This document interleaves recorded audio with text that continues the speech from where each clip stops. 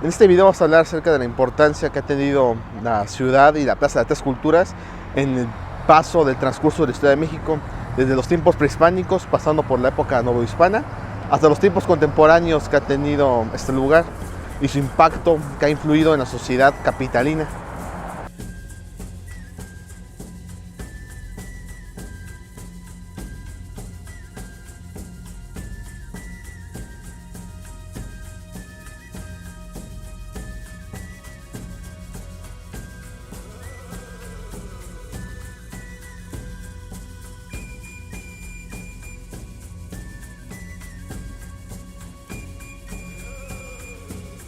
Pueblos de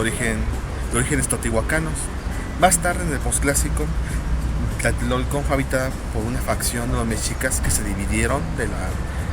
peregrinación original que venía desde Aztlán para fundar Tenochtitlan. Esta nueva facción que vino a fundarse aquí en Tlatelolco, en el islote que se conocía como Islote de Arena, creó su propio reino independiente durante un siglo y medio. El episodio mítico de la fundación de Tlatelolco se relaciona con la ruta de la peregrinación que hicieron los pueblos mexicas para ir a la ciudad que su dios Huitzilopochtli les quería fundar. En el episodio mítico se aparece Huitzilopochtli al pueblo para darles una lección, la cual era primero entregarles una piedra preciosa y palos de madera. Fue aquí cuando una parte de la peregrinación se fue directo por la piedra preciosa, mientras que el resto se quedó con los palos de madera. Fue aquí cuando supuestamente en este episodio mítico Huitzilopochtli dividió a los mexicas de los tlatelolcas, donde también se destacó mucho, pues los mexicas iban supuestamente a prevalecer mucho más en comparación con sus ahora hermanos fragmentados, mientras que los tlatelolcas se destacarían por el comercio. Más tarde otras crónicas relatarían, como la de Alvarado Tezosomoc y de Tlixochitl, mencionarían que la división de Tlatelolco y Tenochtitlan sería mucho más por tensiones políticas y sociales que tenían entre los dos grupos. Por una parte mencionan que los Tlatelolcas se fueron de Tenochtitlan a partir de después de la fundación de la ciudad en 1325 a fundar la ciudad en otro islote llamado Xaltilolco o lugar de la arena. Fue aquí donde los Tlatelolcas fundaron su ciudad, y para poder legitimarse como un señorío poderoso o sometido a otro, tuvieron que pedirles al señorío de los tepandecas de Azcapotzalco un tlatoani que los gobernara, del mismo modo que le habían hecho los mexicas al pedir un gobernante al señorío poderoso de Culhuacán. Y con esto más podemos ver las grandes similitudes y diferencias que se fueron presentando entre los dos señoríos muy fuertes que empezaron a crecer a partir de la caída de Azcapotzalco y la formación de la Triple Alianza. Ya durante el siglo XV vemos a Tlatelolco como alcanzó un gran poderío comercial y también incluso empieza a realizar campañas de conquista que causaron grandes tensiones y problemas para México Tenochtitlan, que tenían miedo de que su ciudad gemela vecina que estaban teniendo un crecimiento muy acelerado en comparación con ellos. Fue aquí cuando se gesta el episodio entre las tensiones que tenía el Tlatoani y Tlatelolco de ese tiempo, Boquihuis, con el Tlatoani de México Tenochtitlan y el líder de la Triple Alianza, Azayacatl. Aquí se gestan muchos episodios que tanto Durán, Sagún y otros mencionan de que tanto fue por una disputa matrimonial entre la hija o hermana Azayacatl con Boquihuis, o que la misma hermana de Azayacatl o su hija o hermana sirvieron de espías para saber qué es lo que van planeando los tlatelolcas, y con eso se gestó una batalla que empezó con pequeñas confrontaciones y tensiones entre los habitantes de las dos ciudades y terminó con la confrontación final entre el México Tenochtitlan y México Tlatelolco, la cual terminó para desgracia de Tlatelolcas con su derrota y la muerte de su tlatoani Moquihuis, cayéndose de su templo mayor. Ya después con esto vemos que Tlatelolco se convirtió en otra ciudad sometida a la Triple Alianza y por parte de los mexicas, tanto así que la vemos representada como una ciudad sometida y subyugada en el Códice Mendoza. Y también vemos en este mismo códice como los Tlatelolcas, para pagar su tributo a la Triple Alianza, tenían que ofrecer parte de las mercancías que ellos vendían, ya que anteriormente los Tlatelolcas tenían un gran crecimiento comercial y sus comerciantes más importantes, los pochtecas, tenían un gran papel importante en la ciudad. Y ya con la ciudad ya conquistada, Tlatelolco pues perdió papel como ciudad independiente, pero no perdió su papel comercial con su gran mercado donde confluían todos los tributos, mercancías de cultivo, pescado, entre otros materiales que llegaban a la ciudad principal. Era ahí el punto importante, clave del comercio. Tanto sí que impresionó a las crónicas de los españoles cuando llegaron, la gran magnificencia de que vendían los productos en el mercado y la gran inmensidad que tenían. Hasta 1476, cuando fue conquistado por el Tlatón Sayacatl de Tenochtitlan y convirtiendo en un señorío tributario, matando a su Tlatoani y Moquihuitz. Ya después, ya bajo dominio de la Triple Alianza, Tlatelolco alcanzó su culmen comercial gracias a su mercado, que tenemos evidencia de su existencia gracias a las fuentes y crónicas de los españoles como Bernardino del Castillo y Hernán Cortés. También Tlatelolco tuvo un papel importante durante el asedio final de Hernán Cortés a Tenochtitlan, ya que aquí se vino a refugiar lo último que quedaba de la resistencia mexica tras el asedio y la caída primero del Templo Mayor allá en Tenochtitlan. Y aquí fue la última, donde se decidió la batalla final.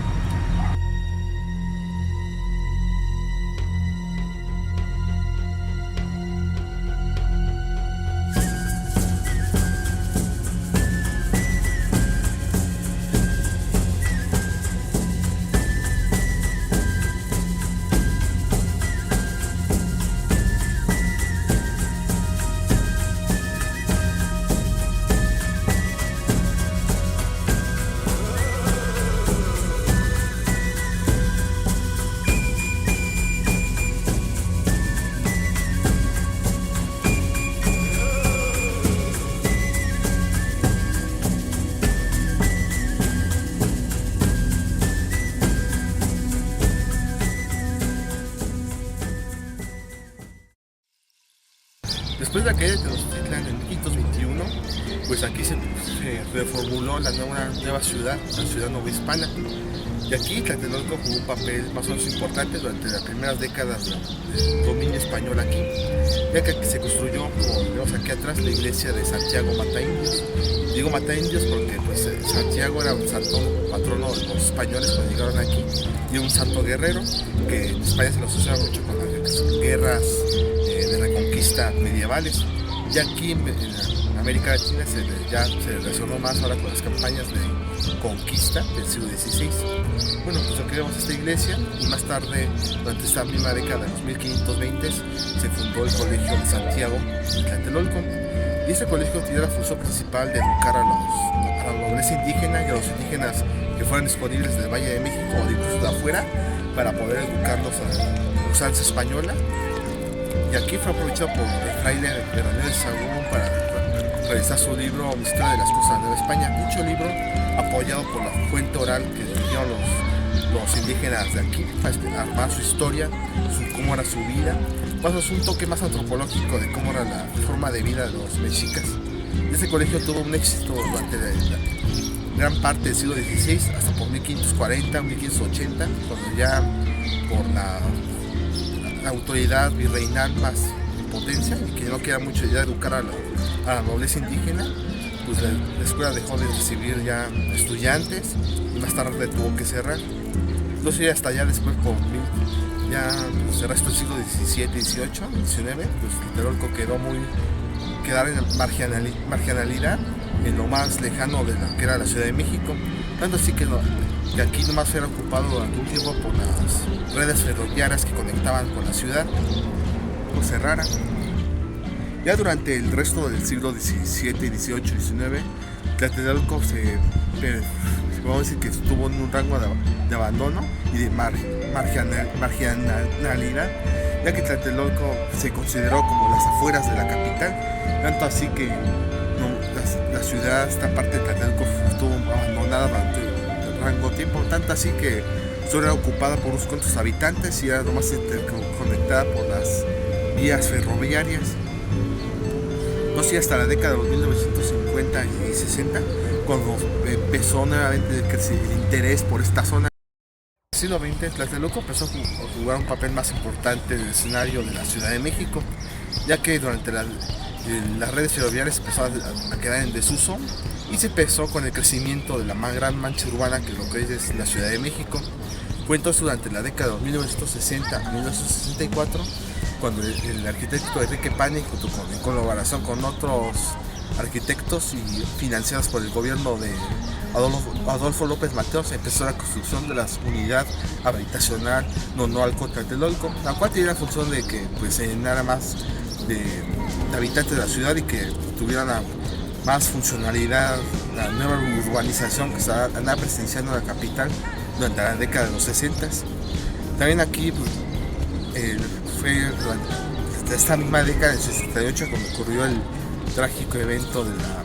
masacre estudiantil del 68 perpetrada